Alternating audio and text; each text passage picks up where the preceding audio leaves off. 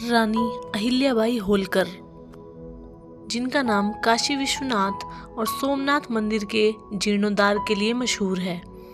इंदौर के होलकर साम्राज्य का उन्होंने 1766 ईस्वी में शासन संभाला। आइए एक नज़र अहिल्याबाई होलकर के जीवन पर।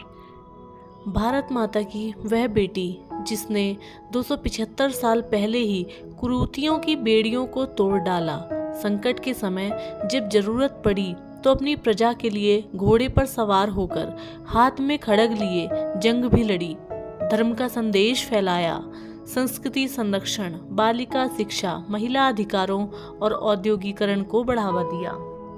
होलकर वंश के संस्थापक इंदौर के महाराजा श्रीमंत मल्हार राव होलकर की पुत्रवधू एवं मालवा राज्य की कुशल व लोकप्रिय प्रशासिका महारानी अहिल्याबाई होलकर उदारता, न्यायप्रियता, धार्मिक सद्भावना एवं धार्मिक परायणता के लिए बहुत प्रसिद्ध थी।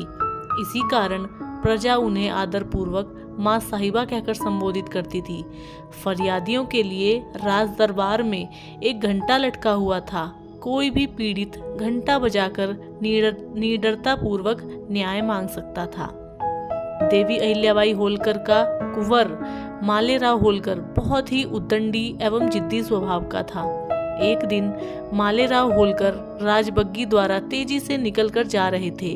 अचानक बग्गी पर नियंत्रण न होने के कारण एक गाय का बछड़ा बग्गी से कुचलकर मर गया। मृतक बछड़े की मां पास में खड़ी फूट फूट कर रो रही थी। कभी बछड़े को इधर से चाटती, कभी उधर से चाटती गाय जोर जोर से रंभा रही थी और आंखों से आंसू बह रहे थे। मृतक बछड़े के पास काफी संख्या में गौ भक्तों की भीड़ लग गई।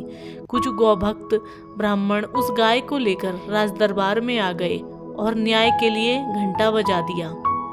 राज दरबार में प्रजा की काफी भीड़ लग गई।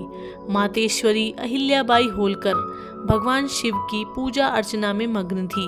पूजा के समय न्याय के घंटे की आवाज सुनकर रानी दरबार में आई और देखा कि घंटे की डोरी गाय के मुख में लगी हुई है, जो कि जोर जोर से घंटा बजा रही है। चारों तरफ लोगों की भीड़ लगी हुई थी। माँ साहिबा यह सब देखकर स्तब्ध हो गई और कहा, हे माता, तुम्हें न्याय अवश्य मिलेगा। भरे दरबार में उपस्थित प्रजा से घटना के बारे में पूछा, गाय के साथ क्या हुआ है? सभी लोग शांत खड़े रहे। डर के कारण किसी की हिम्मत नहीं हो रही थी कि राजकुमार की लापरवाही को कैसे बताया जाए। रानी ने पुनः कहा, डरो मत, निसंकोच बताओ क्या हुआ है। तब कहीं हिम्मत जुटाकर प्रत्यक्षदर्शियों ने बताया कि माँ साहिब, आपके पुत्र कुंवर मालेराव की राजबग्गी द्वारा इस गाय का बछड़ा कुचलकर मर गया है। गाय के साथ साथ हम सब न्याय मांगना चाहते हैं। पूरी घटना सुनने के बाद भरे दरबार में रानी ने गाय को न्याय देते हुए कहा, जिस स्थान पर गाय का बछड़ा मरा है उसी स्थान पर मालेराव होलकर को लिटाकर बग्गी से कुचलकर मृत्यु दंड दिया जाए। महारानी के सख्त आदेशानुसार कुंवर मालेराव के हाथ पैर बांधकर घटना स्थल पर लिटा दिया गया। देवी अहिल्याबाई होलकर की आज्ञा पर बग्गीवान ने यह पाप करने से विनम्रता पूर्वक साफ मना कर दिया। बग्गीवान की विवशता को समझते हुए न्यायप्रिय रानी ने स्वयं राजबग्गी पर बैठकर लगाम अपने हाथ में थाम ली। यह सब देखकर समस्त प्रजा कुंवर मालेराव के लिए दया की प्रार्थना करने लगी। चारों तरफ सन्नाटा छा गया। किसी भी अधिकारी में हिम्मत नहीं थी जो रानी को रोक सके। रानी दूर जाकर तेजी से बग्गी को दौड़ाते हुए बंधे पड़े मालेराव की ओर आ रही थी।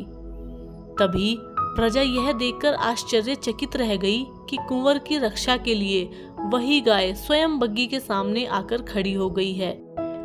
कुछ लोग तो कहने लगे कि भगवान ने गाय के रूप में रानी के न्याय की परीक्षा ली है और रानी के न्याय से गाय खुश होकर मालेराव को बचाने आड़े आ गई है।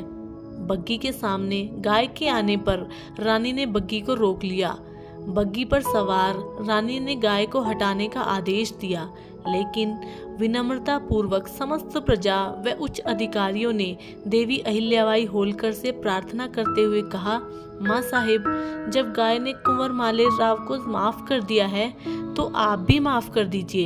पहले तो रानी ने नहीं मानी, लेकिन कुछ समय सोचने के बाद विधि का विधान समझकर सभी की राय मान ली और मालेराव को माफ कर दिया।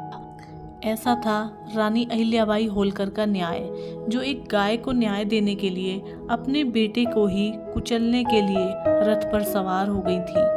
तो इसी तरीके की सत्य घटनाओं पर आधारित कहानियाँ और अन्य पौराणिक कथाओं के लिए आप हमारे साथ जुड़े रहिए आशु स्टोरी ऑफिशियल पर। एक और नई कहानी के साथ में हम आपसे मिलेंगे कल।